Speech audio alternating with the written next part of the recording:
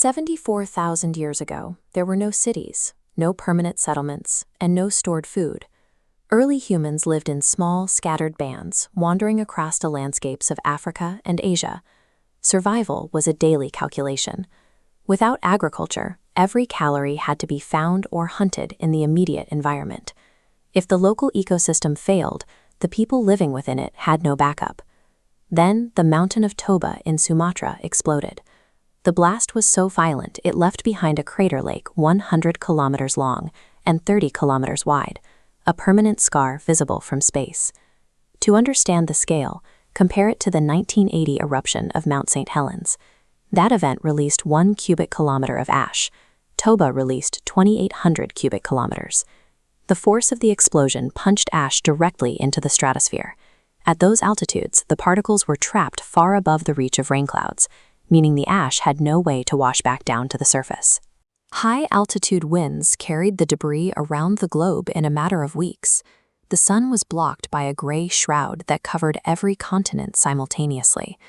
For a species evolved to forage in the sunlight, this sudden winter was a death sentence. Our ancestors were trapped in a world they were physically not adapted to survive. Global temperatures plummeted by 15 degrees Celsius almost overnight. This was not a passing storm. It was a volcanic winter that lasted for years. The food chain shattered from the ground up. Without sunlight, the forests died first. This killed off the herbivores, which in turn starved the predators. In one season, the entire energy transfer system of the planet failed. Scientists call this the Toba catastrophe theory.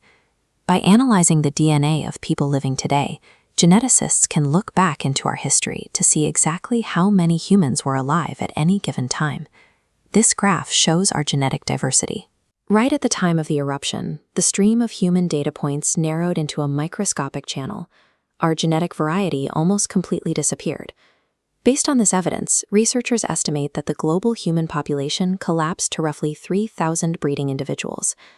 To put that in perspective, a single modern high school often holds more people than our entire species had survivors. We were no longer a thriving species. We were a biological anomaly on the verge of vanishing.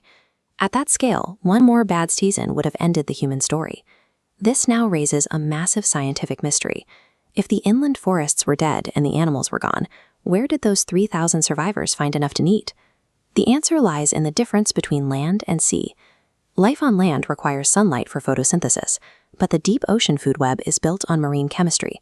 Even in the dark, the energy cycles beneath the waves kept moving. Because the sea didn't depend on the sun, the coastlines remained active. Even as the forests froze, shellfish and crabs were still clinging to the rocks and the tidal pools. The survivors were the scattered bands of early humans who happened to be wandering near these shorelines when the sky went dark.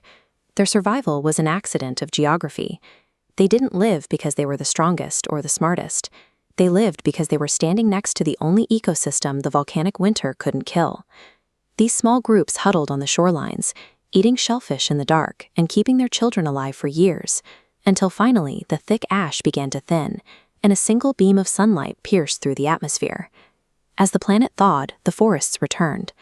The descendants of those coastal survivors began to move, migrating back into the interior and eventually across the entire world. The genetic reality is profound. Every single human being alive today, all 8 billion of us, descends from that tiny coastal population.